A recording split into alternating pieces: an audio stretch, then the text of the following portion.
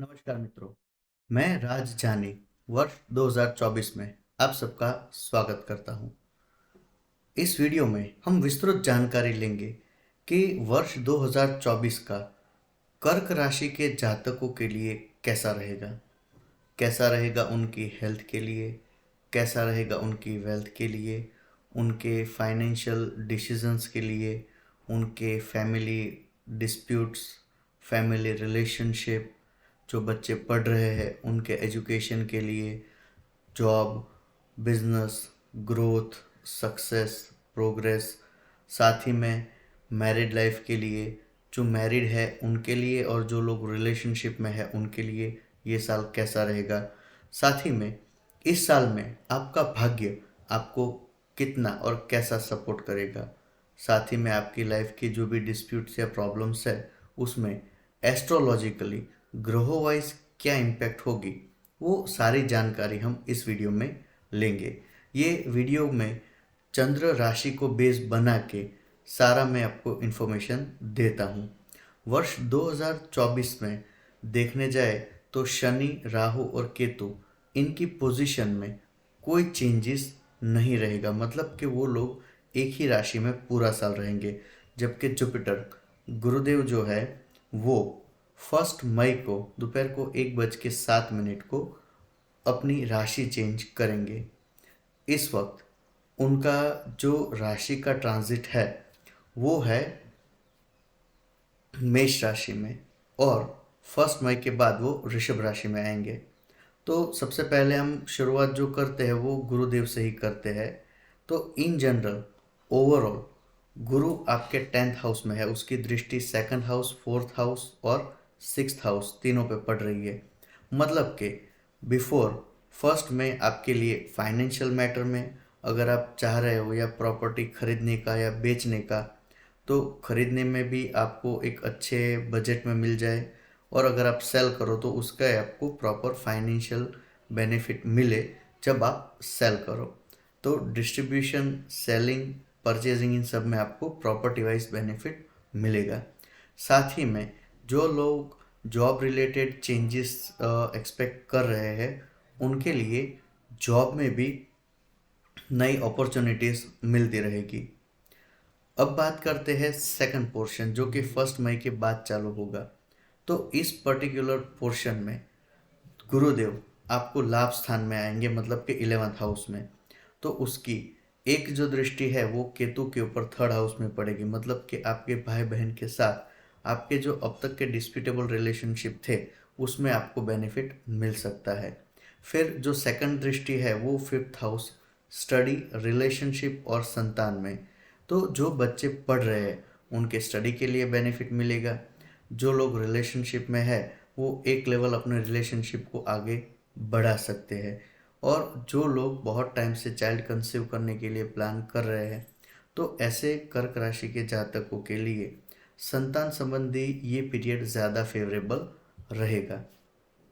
और जो लोग ये की शादी की एज हो गई और शादी रिलेटेड वो लोग प्लान कर रहे हैं उनके लिए लग्न योग 1 मई से एक्टिव हुआ और वो पूरा साल रहेगा। तो कहीं ना कहीं आपका कोई जगह पे रिलेशन है या अटैचमेंट है या शादी की बात चल रही है तो पॉजिटिवली आप लोग वर्कआउट कर सकते हैं। उसके बाद हम डिस्कस करते हैं शनिदेव की। शनिदेव आपकी कुंडली में अष्टम भाव में ट्रांजिट कर रहे हैं, और टेक्निकली देखा जाए तो आप लोगों के लिए शनिदेव की ढैया भी रहेगी ये पूरा साल। तो जब शनि अष्टम स्थान में हो तो आपको आपके फादर के साथ रिलेशनशिप ना बिगड़े उसका थोड़ा ध्यान रखना है। दूसरा कि आपको सामान्य कमर, पैरों का दर्द ये कंप्लेन होनी चालू हो जाएगी। तो आपकी sitting, standing, working, travelling position जो भी है उसे बैलेंस करो सो दैट आपको कमर पे या पैरों पे वो स्ट्रेन ना पड़े। उसके बाद शनिदेव आपके संतान और विद्या और रिलेशनशिप में भी वो दृष्टि करेंगे। तो आपके लिए स्टडी में जो बच्चे पढ़ रहे हैं उनको गुरु की वजह से बेनिफिट होगा, बट शनि की वजह से आलस भी आएगी। तो आपको क्या करना है कि उस चीज़ को ऐसे मैनेज करो कि जब पढ़ना हो तो कंटिन्यूसली पढ़ो और फिर रेस्ट लेके पढ़ो।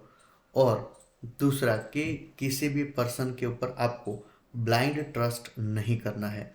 अगर ब्लाइंड ट्रस्ट किया तो आपके रिलेशनशिप भी बिगड़ेंगे, पैसे भी ब्लॉक होंगे और आपको रेपुटेशन में भी डैमेज हो सकता है।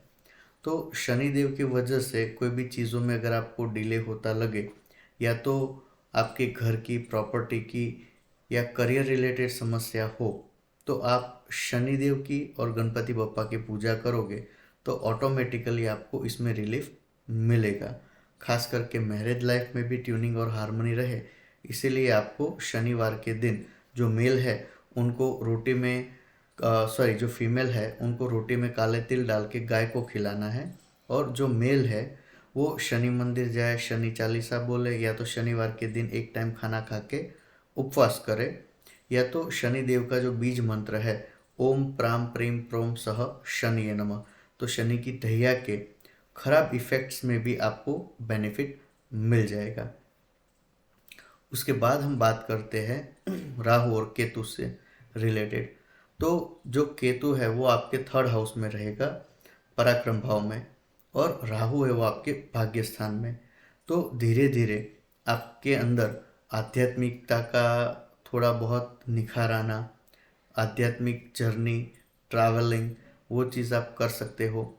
साथ ही में आपकी इंट्यूशन या जो सिक्स सेंस, अगर आप स्पिरिचुअलिटी के साथ कनेक्ट हो तो ऑटोमेटिकली राहु केतु की वजह से उसमें बढ़ोतरी होगी।